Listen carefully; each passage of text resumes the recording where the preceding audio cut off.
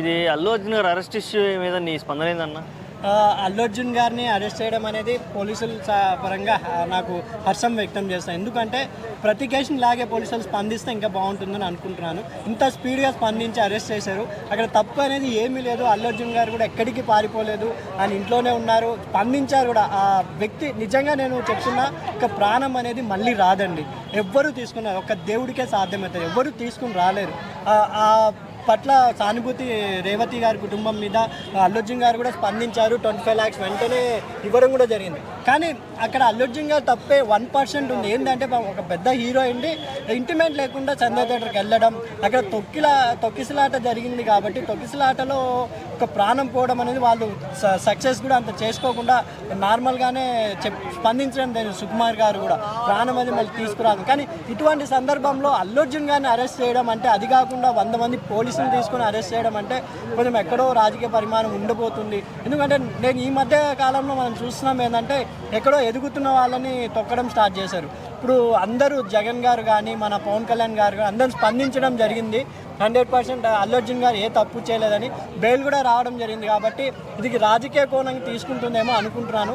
Politics మనకు ఎందుకు అనుకుంటే, కేవలం ప్రజలు కూడా ఇంత మీద ఇక్కడ జరగకుండా ఇంకా మీద ఉన్న హీరోలు ఎవరైనా వస్తే, అరే ముందు ఎవరున్నారు వెనకలే ఉన్నారు చూసుకొని స్పందిస్తారని ఈ ఘటన ఒక పాఠం అనేది నా అభిప్రాయం అండి. ఎందుకంటే ఇప్పుడు ఎక్కడైనా సెలబ్రిటీ షాపింగ్కి వచ్చినా కూడా ఏం కొనకుండా సెల్ఫీలకి ఎగబడుతున్నారు. ఆ ముందు చిన్నపిల్లలు ఉన్నారా ఎవరున్నారా అని. ప్రజలు కూడా ఇప్పుడు ఈ సంఘటన మనకు ఉదాహరణగా కాబోతుంది. ఎందుకంటే అక్కడ అల్లు అర్జున్ ఇన్వాల్వ్ ఏమీ లేకపోయినా ఒక ప్రాణం పోయింది. దానికి అల్లు అర్జున్ గారిని అరెస్ట్ చేయడం జరిగింది. ఇంకా మనం చేసే తప్పు పనుల వల్ల సెలబ్రిటీలకి అరెస్ట్ చేస్తున్నారు. కాబట్టి ఇంకా మీదైనా ఎక్కడైనా సెలబ్రిటీ వస్తే ఎగి మీద పడడం, సెల్ఫీలు తీసుకోవడం తగ్గుతాయేమో అనుకుంటున్నాను. ఓకే, ఇప్పుడు దీని వెనక ఉన్న రాజకీయ కుట్ర కోణాలు ఏమన్నా ఫీల్ అవుతున్నారా?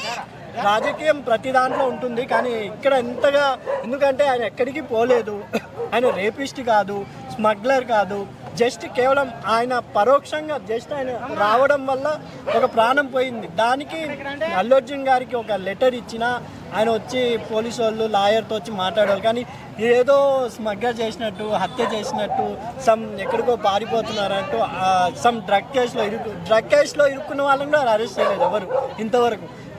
కేవలం క్లీన్ ఒక జస్ట్ ప్రాణం అనేది జస్ట్ కాదు, ప్రాణం అనేది మనకు చాలా ఇంపార్టెంట్.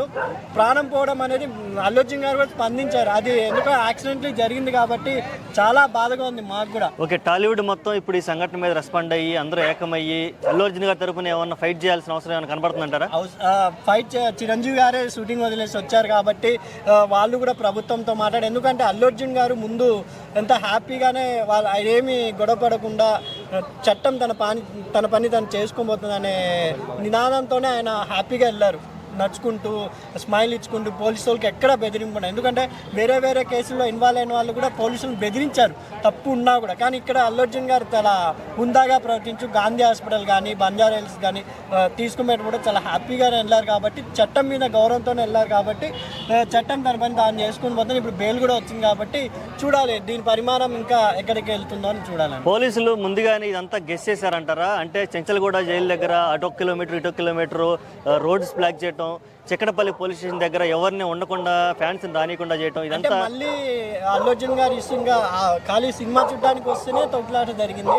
ఇంకా అరెస్ట్ చేస్తే ఏమన్నా గొడవలు జరుగుతాయనే ఉద్దేశంతో పోలీసులు బందోబస్తు ఎక్కువ పెంచారు. కాబట్టి ఎందుకంటే ఈరోజు నైట్కి ఆయన బెయిల్ ఇవ్వడం వల్ల కొంచెం ఎక్కడో గొడవలకి తగ్గుమణిగినా అనుకుంటున్నాను.